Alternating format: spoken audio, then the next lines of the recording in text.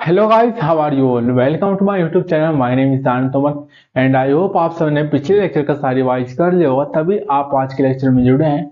और जो भी स्टूडेंट हमारे साथ इस लेक्चर में नहीं जुड़ रहे हैं तो उनके लिए एक रिक्वेस्ट है कि वो जाके पहले प्लेलिस्ट में स्टार्टिंग के लेक्चर देख ले, ताकि उनके सारी चीज अच्छे से समझ में आए और वो अपनी प्रिपरेशन को एक अच्छे सीक्वेंस में आगे बढ़ा सके। Without any delay let's begin our lecture. और ये आपके लिए पहला क्वेश्चन बोर्ड पे आप अपनी रफ नोटबुक निकाल लीजिए, और अगर आपके पास रफ नोटबुक नहीं है तो आप कमेंट में आंसर टाइप करके बताइए कि इस क्वेश्चन का इंग्लिश ट्रांसलेशन क्या है। बट कोई एक्सक्यूज नहीं कि मेरे पास कोई सोर्स नहीं था।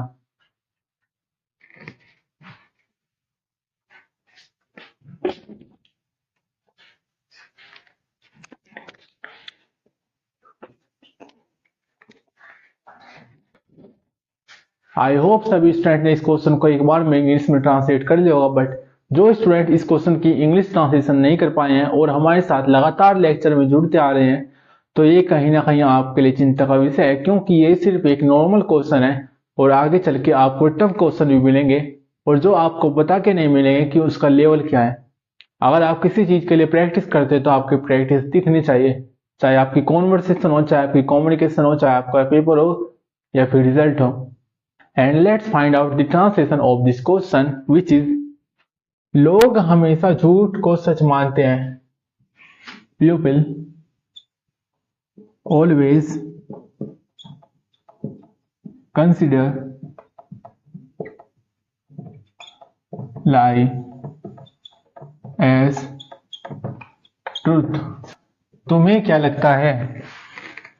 What do you think? और एक बात गौर कीजिएगा कि हमने कल के लेक्चर में जो रूल पढ़ा था, ये पैराग्राफ उसी से मिलके बना हुआ है कि व्हाट डू यू थिंक, जिसमें एक इंसान दूसरे इंसान से क्वेश्चन पूछ रहा है और जिसमें WH वर्ड का यूज किया गया है। तो ये एक सिंबल है कि किसी भी पैराग्राफ या कॉन्वर्सेशन या फिर किसी भी कम्युनिकेशन फील्ड में हमारे सबसे ज्यादा क्वेश्चन WH वर्ड से पूछे जाते हैं। तुम्हें क्या लगता है? What do you think? हमें ऐसा करना चाहिए या नहीं? वी शुड डू दिस और नॉट? मुझे लगता है हमें अब ये सब बंद करना चाहिए। I think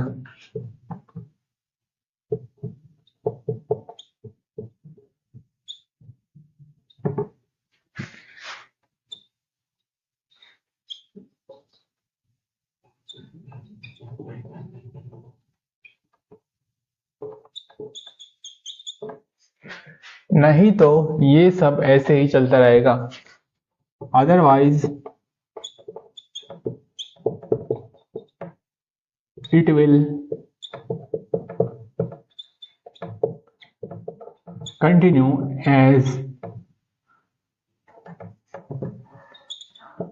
as it is। Now let's understand the question that what does it want to say। लोग हमेशा झूठ को सच मानते हैं। People always consider lie as truth। तुम्हें क्या लगता है? What do you think? Same use of rule हमने कल लेक्चर में पढ़ा था, जिसमें यूज ऑफ WH वर्ड था, जिसमें हमने आपको बताया था कि हम अपनी इंग्लिश स्पीकिंग में और हमारे ग्रामर पोर्शन में WH वर्ड का एक अहम रोल है, जिसमें हम 40% अराउंड क्वेश्चन WH वर्ड से ही करते हैं। हमें ये सब करना चाहिए या नहीं? वी शुड डू दिस और नॉट? तुम्हें क्या लगता है? What do you think? मुझे लगता है आई थिंक कि हमें अब ये सब बंद करना चाहिए। We should stop this now. नहीं तो ये सब ऐसे ही चलता रहेगा। Otherwise it will continue as it is. If you are doing something so you should show your full involvement on that thing. चाहे कोई भी एक्टिविटी अगर आप पढ़ाई कर रहे हैं तो आपको उस चीज में अपना पूरा इन्वॉल्वमेंट दिखाना चाहिए। चाहे आपका 4 घंटे पढ़ने का मन हो, चाहे आपका 8 घंटे पढ़ने का मन हो, बट उस टाइम आपका मन उस चीज पे इतना ज्यादा स्थिर होना चाहिए कि आपका किसी और चीज को करने का मन ना करे। चाहे आपकी इंग्लिश स्पीकिंग हो, अगर आपको सीखनी है तो पूरी मेहनत के साथ सीखिए। If you are unable to convert these translation, तो सोचिए जब आपकी जॉब होगी और उसके बाद आप किसी बाहर सिटी में जाएंगे और आप किसी ऐसे इवेंट का पार्ट होंगे जहाँ पे इंग्लिश मैंडेटरी होगी। एंड हु नोस, क्या पता कोई सामने वाला इंसान आपको ऐसा मिले जिसकी सेंटेंस डिलीवरी बिल्कुल एक्यूरेट हो, जो इंग्लिश स्पीकिंग में जरा भी लैक ना करे। Only you commit mistake, we don't know about anyone. आप भी तो इंग्लिश के क्वेश्चन ट्रांसलेट नहीं कर पा रहे, क्या पता सामने वाला इंसान का वोकेबलरी पार्ट भी स्ट्रांग हो। आप भी तो नॉर्मल सेंटेंसेस बोलने में लैग करते हैं, क्या पता सामने वाला इंसान एडवांस स्पीकिंग करता हो। But the actual point is वो सेकंड पर्सन थर्ड पर्सन जो भी है, वो अपनी पढ़ाई को लेके सीरियस है, वो अपनी स्पीकिंग को लेके सीरियस है, बट आप नहीं हो। क्या पता वो 10th क्लास में 11th क्लास में इन सब चीज को करके छोड़ चुका हो जो आप अब कर रहे हैं। क्या पता वोकेबलरी पार्ट उसका 12th क्लास में इतना स्ट्रांग हो कि उसको अब भी जरूरत ना पड़ रही हो। We should not take anything as much lightly that it will give damage to us. हमें किसी भी चीज को इतना हल्के में नहीं लेना कि वो पलट के हमें नुकसान करे। ये आपकी लापरवाही का ही नतीजा है कि आप आज के नॉर्मल सेंटेंस भी नहीं बना पा रहे। आपने पहले के रूल पे फोकस नहीं किया और आज आप यहाँ पे लैग कर रहे हैं, तो सोचिए कल आपका क्या होगा। You will not take these things seriously so you will not be able to communicate in English in future. अगर आप आज इन चीजों पे ध्यान नहीं देंगे तो कल इन फ्यूचर आप इंग्लिश में कम्युनिकेट करने में बहुत ज्यादा प्रॉब्लम करेंगे और शायद आप इंग्लिश बोल भी ना पाए। हो सकता है कि आपका इंग्लिश बोलने का सपना ऐसे ही अधूरा रह जाए। आई am just telling you the truth. और समझाया सिर्फ उसी इंसान को जाता है जो उस चीज के एक्चुअल में लायक होता है। अगर आप किसी ऐसे इंसान को समझाएंगे जो सारा सारा दिन गेम खेलता रहता है या फिर रील स्क्रॉल करता रहता है, तो वो आपकी बात एक कान से सुन के दूसरे कान में से निकाल देगा।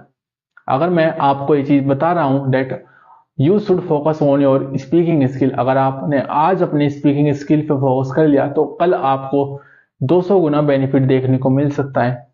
और हर चीज एक राइट समय पे अच्छी लगती है। अगर सोच लो कि अगर आपकी ये स्पीकिंग स्किल बुढ़ापे में जाके अच्छी हुई तो उसका क्या बेनिफिट होगा। Just think you are 16 year old and when you will have age of 21 you will have become a proper man. जब तक आप 21 से 22 साल तक की एज में पहुंचोगे तब तक आपके स्पीकिंग स्किल एक अलग लेवल पे होंगे। हर एक इंसान ये चाहता है कि उसमें कोई भी खामियां ना हो, और जब भी कोई इंसान आपसे बात करे तब आपकी तारीफ करे। Let's focus our main rules which we have learnt in previous days. We will not give focus in our starting 5 rules. We will start to give focus from the sixth rule. And our sixth rule was want. It means when you want to do something by yourself, you have intention to do that thing. कि उस चीज को करने का तुम्हारे खुद से इच्छा है कि do you want to do this thing or not, कि क्या तुम ये चीज करना चाहते हो और नहीं। अगर आपका जवाब हाँ होता है तो आप बोलते हैं yes I want to do this thing, कि हाँ मैं ये चीज करना चाहता हूँ। बट इफ यू डिनाई कि no I don't want to do this thing, कि नहीं मैं ये चीज नहीं करना चाहता हूँ।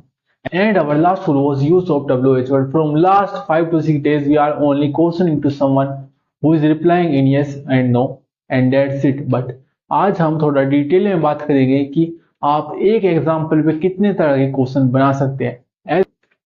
Let's create a situation and suppose that somebody is taking interview of yourself, कि कोई तुम्हारा इंटरव्यू ले रहा है और आप उससे कॉन्वर्सेशन की स्टार्टिंग करना चाहते हैं, तो कैसे होगी।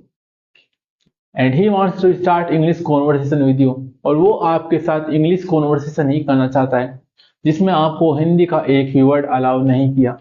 तो देखते हैं कि आपकी इंग्लिश कॉन्वर्सेशन की स्टार्टिंग कैसे होगी। एज एन एग्जाम्पल ये आपका इंटरव्यूअर है और ये आप हैं।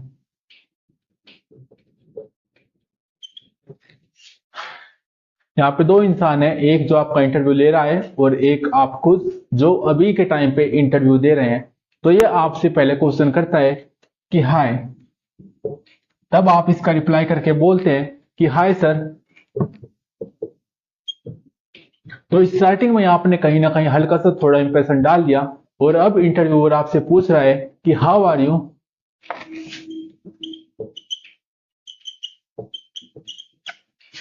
अब आप इंटरव्यूअर को रिप्लाई करके बोलते हैं कि आई एम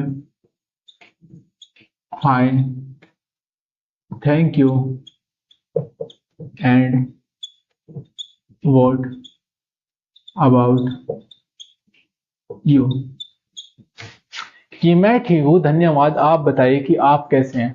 तब इंटरव्यूअर आपको रिप्लाई करके बोलता है कि आई एम ऑल्सो फाइन, कि मैं भी ठीक हूं। यहां तक आपकी कॉन्वर्सेशन आगे बढ़ गई, बट अब ये आपसे पूछता है do you want to get the job, कि क्या तुम ये जॉब पाना चाहते हो, और आप हमेशा की तरह रिप्लाई करके बोलते हैं कि yes I want to get this job, कि हाँ मैं ये जॉब पाना चाहता हूँ। बट वो फिर आपसे रिप्लाई करके पूछता है वाई कि why do you want to get this job, कि तुम ये जॉब क्यों पाना चाहते हो, और हमेशा की तरह आपका माइंड एकदम ब्लैंक होकर आपके पैरों के नीचे से जमीन खिसक जाएगी। I am just kidding that it will not happen to you next time. अभी तक आपके साथ हो रहा होगा तो पता नहीं, बट नेक्स्ट टाइम आपके साथ कभी भी ऐसा कुछ नहीं होगा, क्योंकि आपके पास हर एक क्वेश्चन का जवाब होगा, और जो कि आपका रिप्लाई होगा कि because I want to get this job because it is my dream, क्योंकि ये मेरा सपना है। अब आपने इंटरव्यू को रिप्लाई करके बोल दिया कि it is my dream that's why I want to get this job, और अब आप बिल्कुल एकदम से सेटिस्फाई है कि अब और कोई क्वेश्चन नहीं आएंगे, मैंने बिल्कुल रोक कर दिया। बट यहीं से उसके एक्चुअल क्वेश्चन स्टार्ट होते हैं कि why is this your dream, जहाँ पे इंटरव्यू का अगला क्वेश्चन होता है कि ये तुम्हारा सपना क्यों है। अब फिर से आप सोचने लग जाओगे कि इसका तो मेरे पास जवाब भी नहीं है, और आप लास्ट में बोलोगे कि आई डोंट नो, मुझे नहीं पता। ये आपकी सबसे बड़ी मिस्टेक होगी। If somebody is asking question to you, so that means that he wants to go through from yourself, कि वो तुम्हारे अंदर से होकर के जाना चाहता है कि तुम्हारी मानसिकता क्या है और तुम्हारी मेंटेलिटी क्या है। अगर तुम यहीं पे बोलते हो कि आई डोंट नो, मुझे नहीं पता, it will give wrong impact and your conversation will be stop there. But अब ऐसा नहीं होगा, क्योंकि आपके पास हर एक क्वेश्चन का जवाब होगा, और अब आप उसका रिप्लाई करके बोलेंगे कि to see dreams is not a crime, it is a natural thing, कि सपने देखना कोई अपराध नहीं है, ये एक स्वाभाविक बात है। तब इंटरव्यूअर के मन में बात आएगी that candidate is giving proper answer to me, कि अब कैंडिडेट प्रॉपर आंसर दे रहा है और अब इसकी बातों में तर्क भी है। Now the next question from the interviewer side, when he gets satisfied, कि तुम अपनी सैलरी क्या एक्सपेक्ट कर रहे हो, that what the salary you are expecting,